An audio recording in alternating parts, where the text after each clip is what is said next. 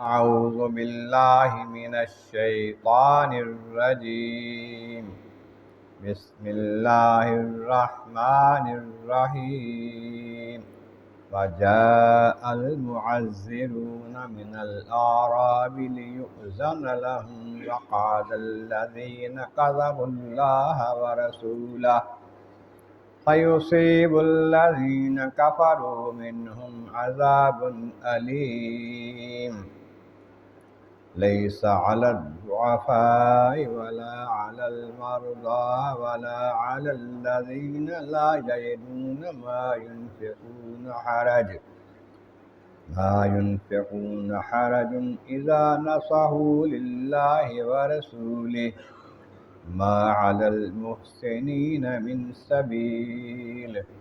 والله غفور رحيم صدق اللہ العظیم۔ حمد و ثناء رب کریم اور درود و سلام بر سید خیر الانام کے بعد سورۃ توبہ کی آیت نمبر 90 اور 91 تلاوت کی گئی ہے 10ویں پارے کے آخری رکوع میں۔ اس سے پہلے آیتوں میں بتایا گیا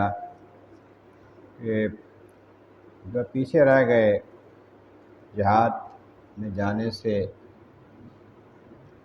ان کے دلوں پر مہریں لگا دی گئی، اس لیے کہ وہ بے وقوف ہیں، سمجھتے نہیں ہیں فائدہ کس میں ہے۔ لیکن رسول معظم صلی اللہ علیہ وسلم اور حضور کے ساتھ ایمان لانے والے صحابہ کرام انہوں نے جہاد کیا اپنے مالوں سے، اپنی جانوں سے، اور وہ ہیں کہ ان کے لیے بھلائیاں ہیں دو جہاں کی، دنیا میں بھی آخرت میں بھی، وہی کامیاب ہونے والے ہیں۔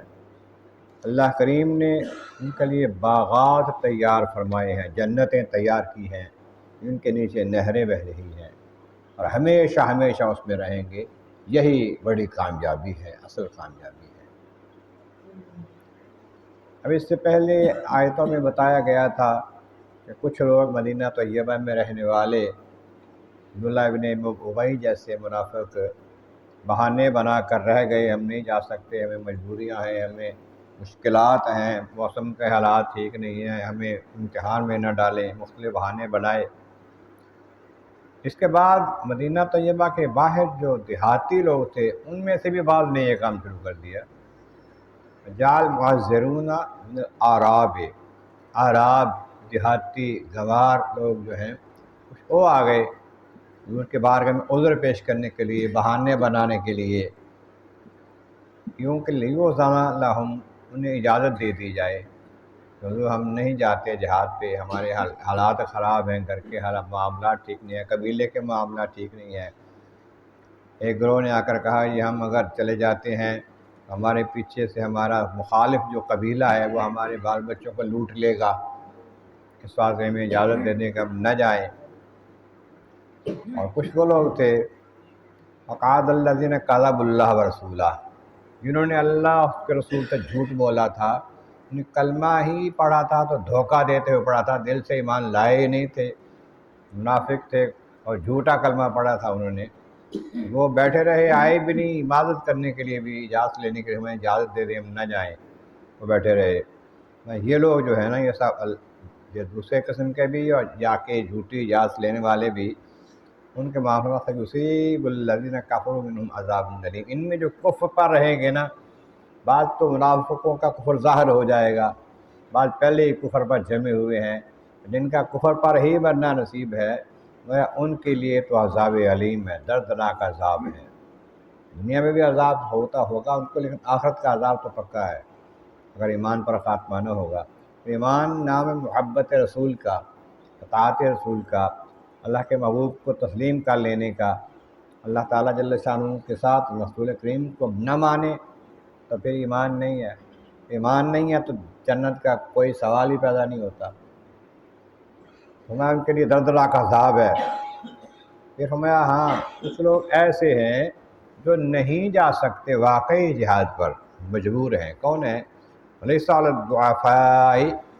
نہیں ہے حرج ان پر جو ضعیف ہیں، کمزور ہیں،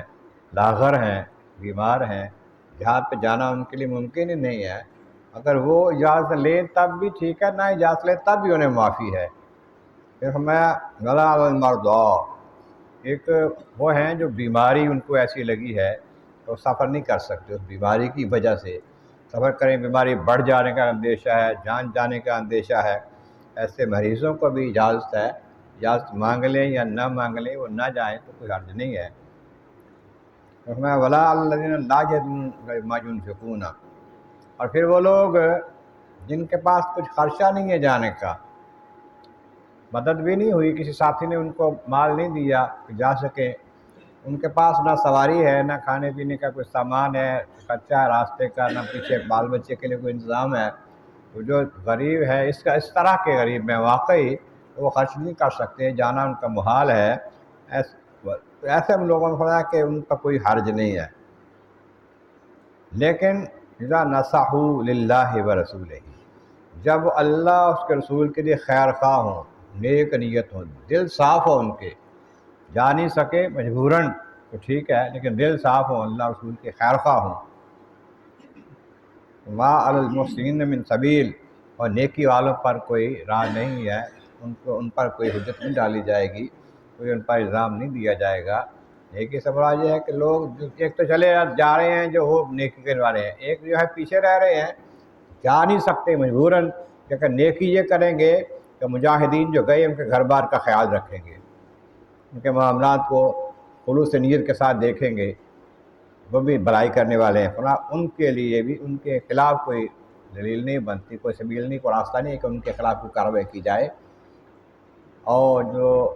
نیک نیت ہیں واللہ غفور الرحیم، اللہ ان کے لیے بخشنے والا مہربان ہے۔ اللہ تعالیٰ کے بارگاہ عالم اعظم مولا کریم، محبوب کریم کا صدقہ قرآن کریم کا فہم اور اعمال صالح نصیب فرما۔ وآخر دعوانا الحمد للہ رب العالمین۔